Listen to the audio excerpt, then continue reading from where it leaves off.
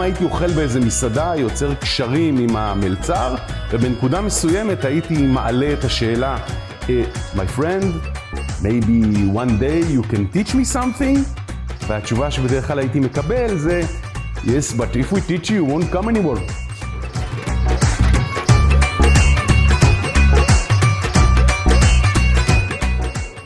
אני לא חלמתי להיות שף. אני כולה חלמתי שיהיה לי אוכל הודי בבית. בשבילי זה היה למצוא נפט במטבח. אתם רוצים ליצור איזה אקורד של תבלינים שאתם מנגנים אותו ביחד. זה צריך להיראות לכם יפה בעין.